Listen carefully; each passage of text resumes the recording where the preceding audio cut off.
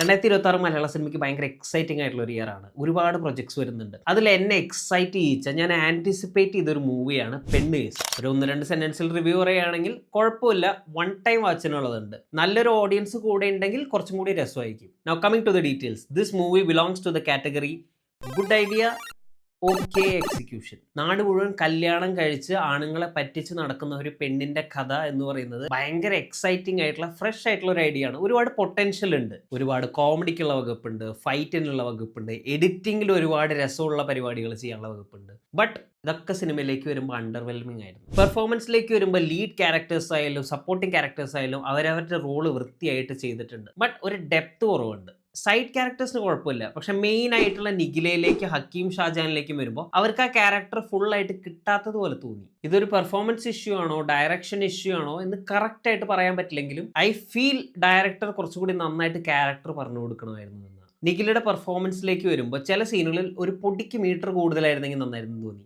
Especially ആളുകളെ പറ്റിക്കുന്ന സീനിലൊക്കെ കുറച്ച് ലൗഡായ, കുറച്ച് അൺഹിഞ്ച്ഡ് ആയിട്ടുള്ള ഒരു പെർഫോമൻസ് ആയിരുന്നെങ്കിൽ നല്ല രസമായിരുന്നു എൻ്റെ സിനിമ. കോമഡിയിലേക്ക് വരുമ്പോൾ സിനിമയിൽ ഒരുപാട് കോമഡി സീൻസ് ഉണ്ട്. ഇതൊന്നും ഫോഴ്സ്ഡ് അല്ല, സിറ്റുവേഷണൽ ആയിട്ട് വരുന്നതാണ്. പക്ഷെ ഇതിലൊക്കെ മേക്കിങ്ങിന്റെ എന്തൊക്കെയോ കുറവുകളുണ്ട്, ഇമ്പാക്ട് ഭയങ്കരമായിട്ട് കുറഞ്ഞു പോകുന്നു. സോ മൊത്തത്തിൽ ഈ സിനിമ എല്ലാം ഒരു ഓക്കെ വൈബാണ്. Not bad, not great. That's it for my review of Penny Case. If you like the video, like, share and follow us for more. See you next time.